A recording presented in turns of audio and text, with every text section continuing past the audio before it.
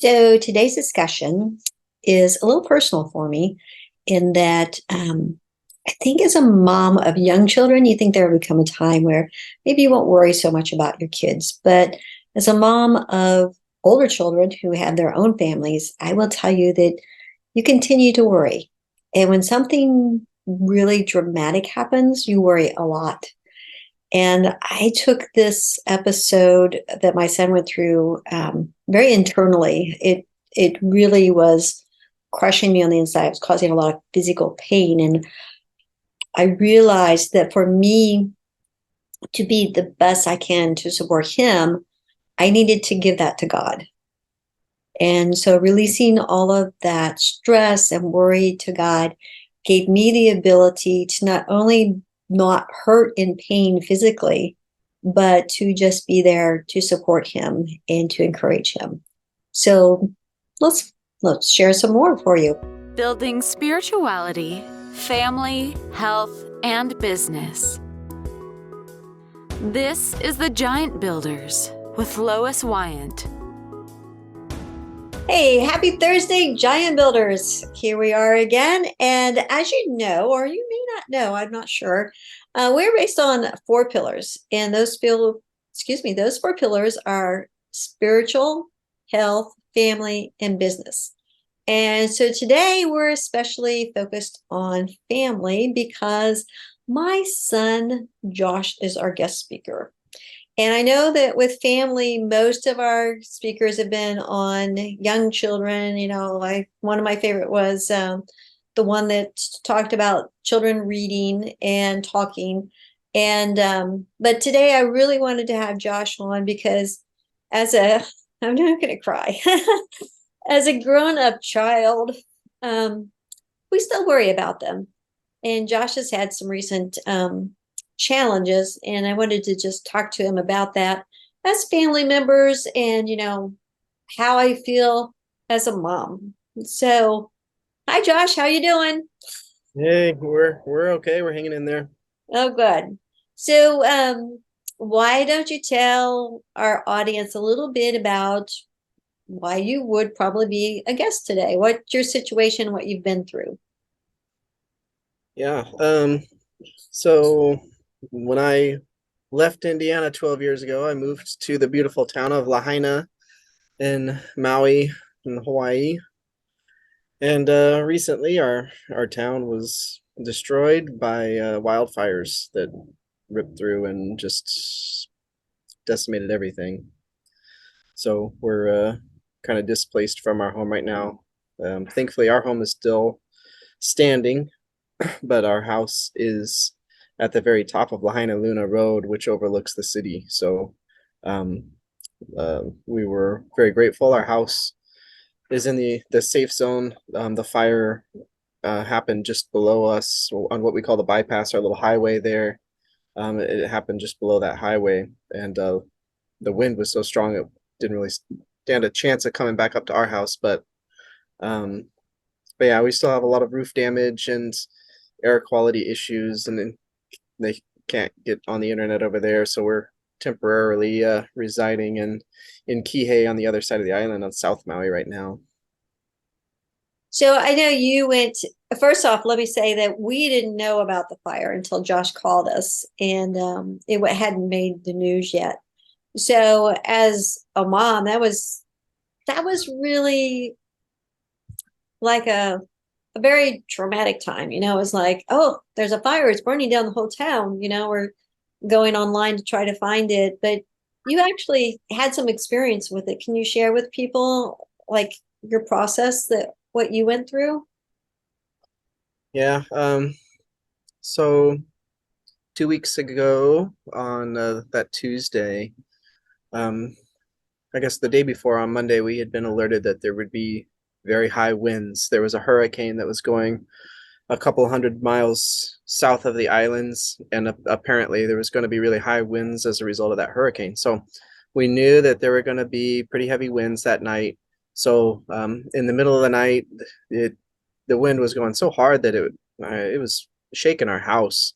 We've got 2 young daughters, a 6-year-old and a 4-year-old, and I mean they were both woken up by the wind and came in and were scared, and we put them back down and told them to be all right. It's just wind, no big deal.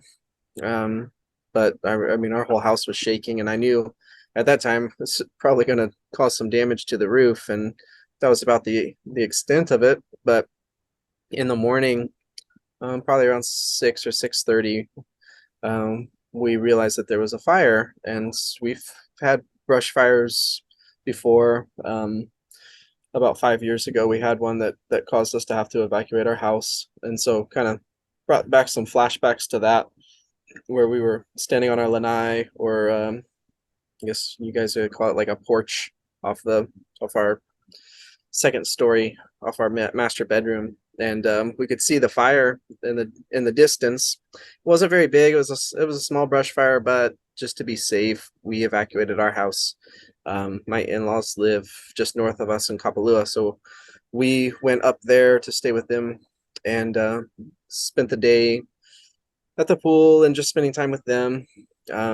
School was canceled because of the heavy winds, and so um, we didn't think much of it.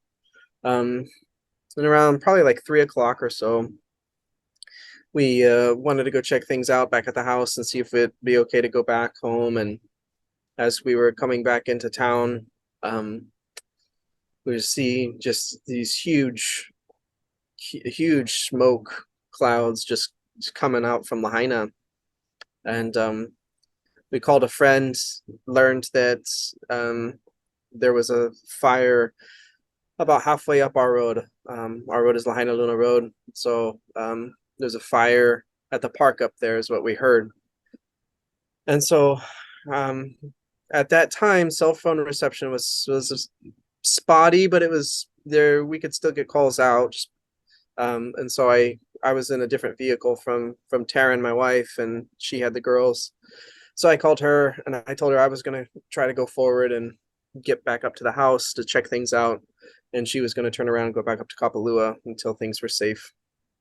So I went into town on the highway, and as I came up to where the bypass goes to go up to our house, it looked like there were some orange cones that were blocking it off. And so I didn't want to risk trying to go into an area I wasn't supposed to. So I kept going into Lahaina on the highway. And when I got to our road, Lahaina Luna Road, there were firefighters there at the bottom of it. And that was clearly where the smoke was coming from, was our road. And they were not letting anybody go up. And you couldn't, even if you wanted to, there was so much smoke. And so I ended up taking a right, kind of going towards Front Street, going into Lahaina town, like the heart of the town. I didn't go all the way to Front Street, so I went to the next street that's parallel to that, Waine'e Street, and turned right to go back up north on Waine'e, and the traffic was really bad. It was very slow.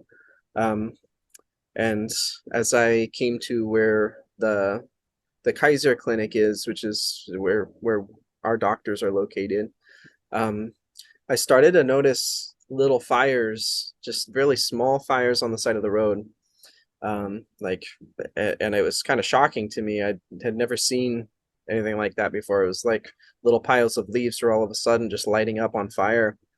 And then as I went past Kaiser, there's some small apartment kind of housing on the right side there, and started to notice like little structures I saw on fire. And then all of a sudden, I mean, the wind was still going 60 miles an hour, and it was blowing this hot burning embers and coals across our way, and at my car. And that's when I started to realize, like, this is really bad. And everything was going really slow. It was a single lane, but there was nobody coming the other way, and so everybody was starting to go both lanes to get out. And it was still slow. And next thing I know, a couple minutes later, I'm looking to my right, and it's not little structures anymore. It's full on buildings on fire right next to me. And everybody was starting to turn towards Front Street. Thankfully, I didn't go that way. I went back up to the highway, and I was able to get onto the bypass, I realized it wasn't actually closed off. So I went onto the bypass to go up to my house because I wanted to make sure everything was okay up there. And as I went up to the bypass, there's a point where it meets the Lahaina Road, which is up pretty high in the city or above the town. And when I got up there, I was able to look down and I saw the whole town was on fire. Everything was on fire below us. Um, and then I really understood just the extent of the the tragedy of what was going on. The wind was just making everything awful. And so I remember I went up to our house and I mean, there were shingles all over the place. The wind had just destroyed our roof. And I remember I went up onto the roof and just sat there and cried and watched our city burn. I mean, the smoke was crazy. I've never seen anything like it. Everything was on fire. And so our house was okay. I grabbed some things. In the moment, I was going into shock, and so I grabbed just random weird things. And then the next day, I thought, like, why didn't I grab stuff that I actually needed? But I just wasn't processing, so I just grabbed stuff, whatever I could, and um, had to fight through crazy traffic to get back up north. At the time, I wasn't thinking in terms of lives lost and people being stuck on Front Street and all that. I mean, those stories came out the next couple days, and I could have been a part of that if I hadn't gone up to the highway and gotten out of there. But um, yeah, at the time, it just seemed like everybody was kind of safely getting out and going north, and there's just slow traffic. It took me a long time. It was about probably 2 or 2.5 hours that Taryn couldn't hear from me, and I couldn't get a call out to her, so she was just having a complete meltdown worrying about me. And but luckily I made it up there okay. And um yeah, and it wasn't until those next couple of days that we really understood the destruction and the lives lost and everything else that was really going on. So Yeah, so tragic. And it's just amazing to think of. I mean, we've been there visiting you so many times and we've walked Front Street so many times. And just to think now that it's gone, it's just really heartbreaking. yeah. So you have two girls, my precious little granddaughters. They're 4 and 6. How are they doing? I think they're okay. I mean, it's hard. Um since we're over here in Kihei, we enrolled them in schools over here for the time being. We're still not sure exactly what the long-term plan is going to be, but it was hard.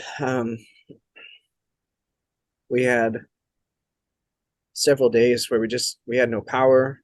Um, we were Everybody was just trying to survive. Everybody was just trying to get ice, trying to keep coolers going, trying to preserve food as much as we could. We weren't sure when we were going to get food, so we just grabbed everything that we could wherever we could.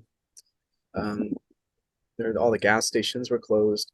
Electricity was gone. Water was off temporarily. Um, so everybody was in survival mode for a couple days, and we just tried to make everything as normal as we could for them.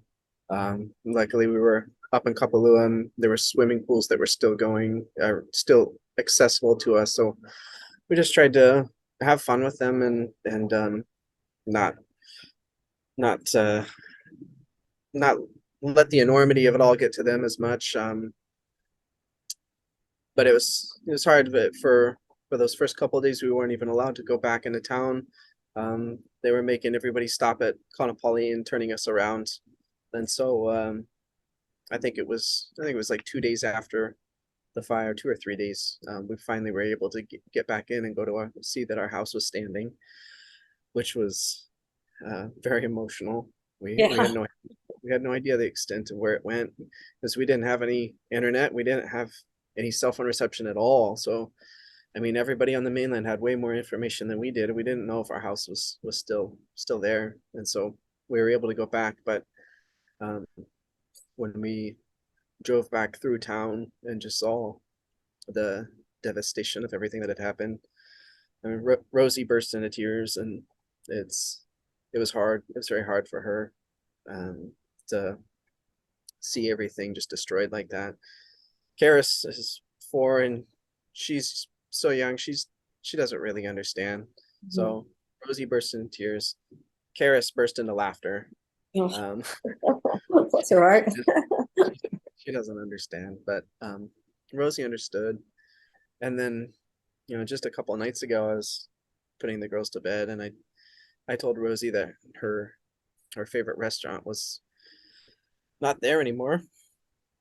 And I mean, she burst into tears again. It's hard. I think she kind of understands the bigger picture of what happened, but then to mention the specific things that are meaningful to her, that brings a new level to it for her. So, but I think overall they're okay. We haven't noticed anything that is worrisome in terms of their behavior. They seem to be doing okay in terms of these new schools that we've got them into for now. So I think they're okay. But I mean, it's a lot. It's the worst fire in over a century in our nation. Yeah. So it'll be something that will stick with them for their lives, that they were a part of it. Mm-hmm. Well, what a blessing that the schools opened up for them. I mean, the school had already started for a few weeks, and to just open up and take in the fire survivors, that was quite a blessing. Yeah, our girls, they had gone to school for 1 week, and then luckily the public schools, at least I think everybody took a break and pushed back their start date. So actually everybody started last week on Wednesday. Mm-hmm.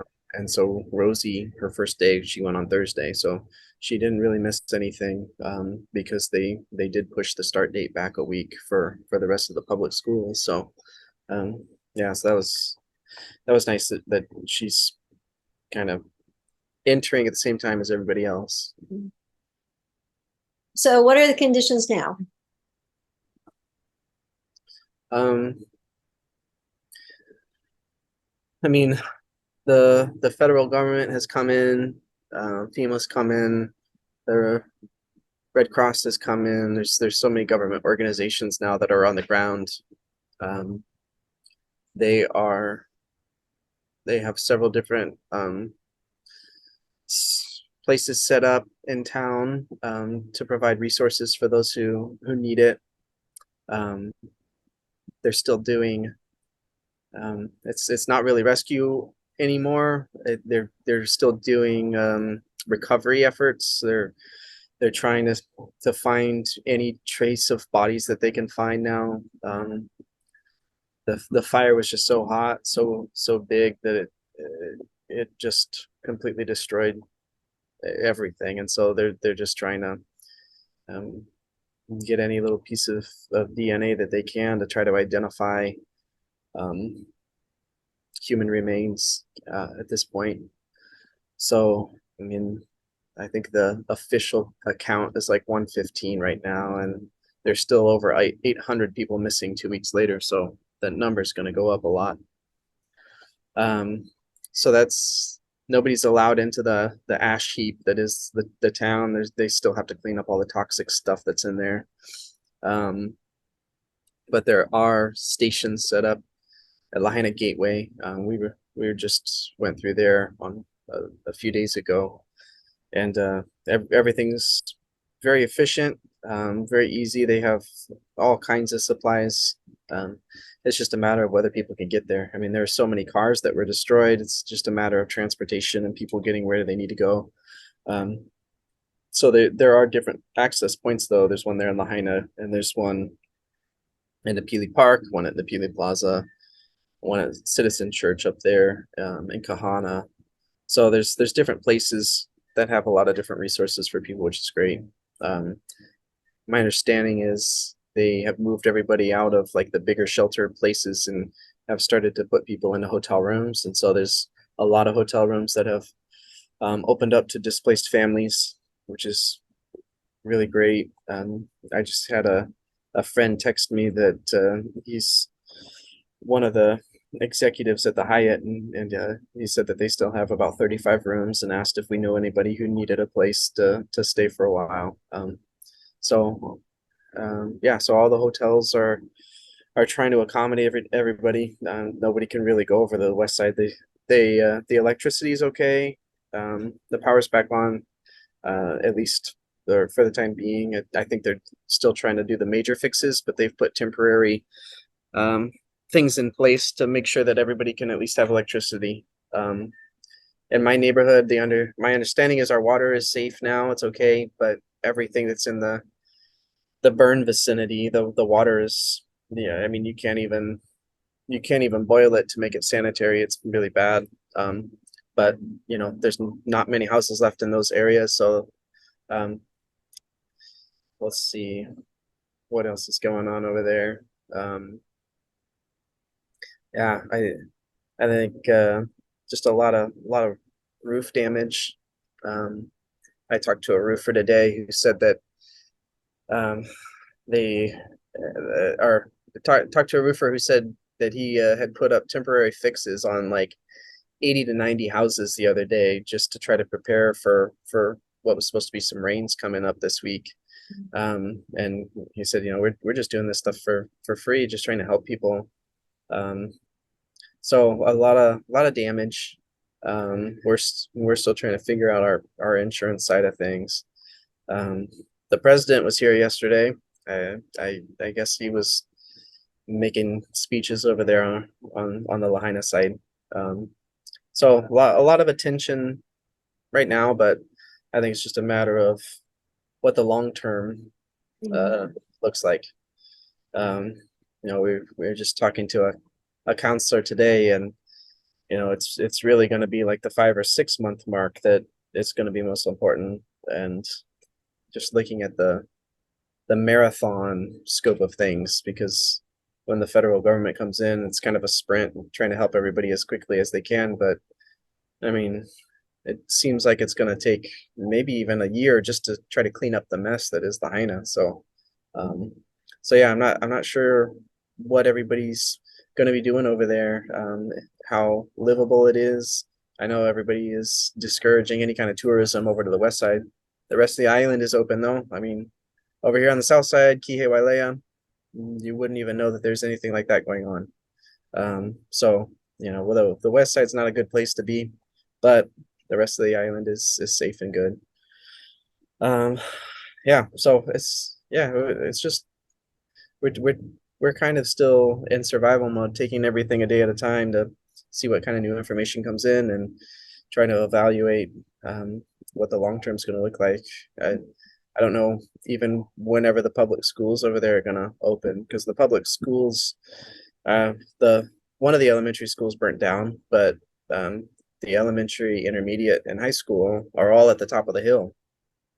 And so my understanding is a lot of the teachers don't feel comfortable going back there anytime soon, because if you catch some of that wind that brings some of that toxic ash up there, they don't want to be exposed to that kind of air. So there's still a lot of questions to be resolved, but at least for the time being, people have places to stay. There's so many people who lost their homes, but they've got rooms to stay in, at least for now. And the the Band-Aid is on the bullet wounds and stopping some of the bleeding, but it's just a matter of looking at the long term. Yeah, it's going to be. My hope is that we won't forget that Lahaina still needs to be rebuilt, and that we'll still support the process, because that side of the island does depend on tourism, and there's not really much other type of income available to people. Yeah. Yeah. So I wish to speak an admiration to you. I mean, we did offer for you guys to come here and stay with us, and then I also offered to take the girls while you were working through the process. And I admire the fact that you guys said, no, we want the girls to be with us. We want them to help support the community. We want them to not be separated from us. We want to work through this as a family. And so I do admire you and Taryn for that very noble act, because it's a process. It's going to be quite a process. Yeah. So we see it as our town, and we want to do what we can, and it's our home. It's hard to think about leaving our home. So, and I do mean that very literally, like our actual house, because it is one of the few that's remaining in Lahaina town proper now, and I would just need to be able to keep an eye on it. When we went back the other day, there was a leak underneath one of the upstairs faucets and the bathroom that the girls use, and if, if I had just left the house, like who knows how bad that could have gotten. So I Yeah. was able to turn the water off, and I still got to figure out why it was leaking, but at least I was able to stop it from going any further.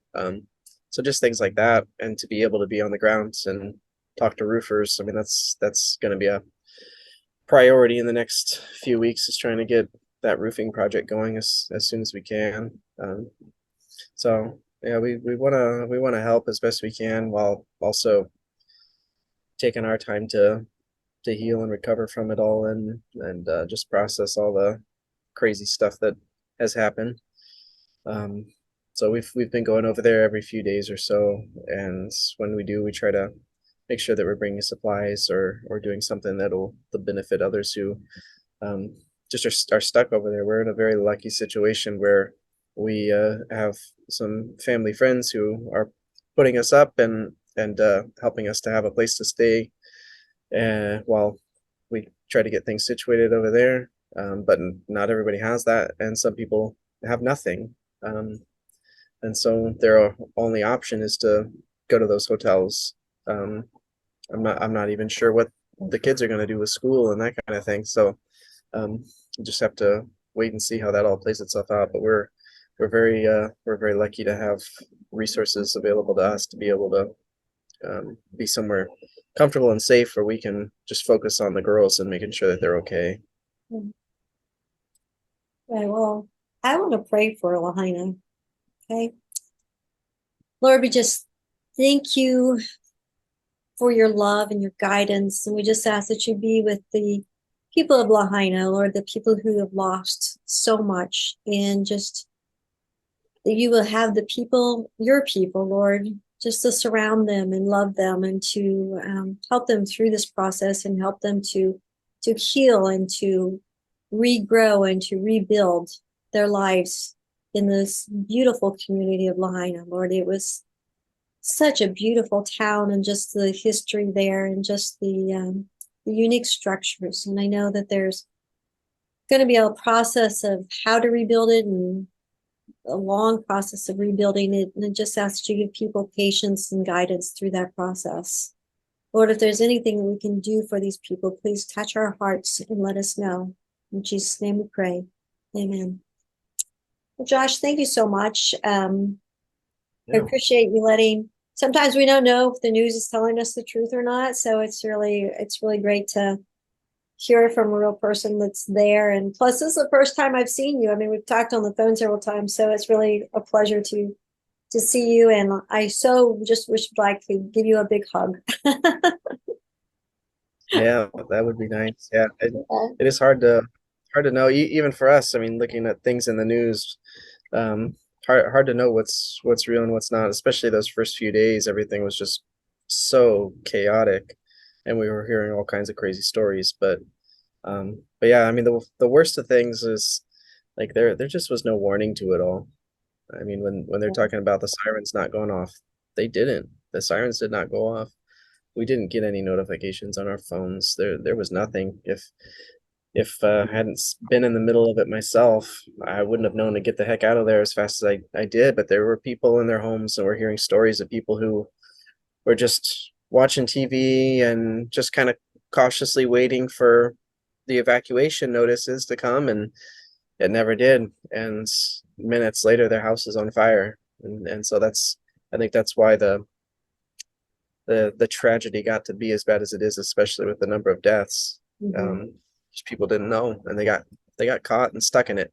So Yeah. a lot of those stories are true, but so it is just very sad. Mm. All right. Well, thank you so much. I really appreciate you sharing with our listeners, and I can't wait Yeah. to give you a hug. Yeah.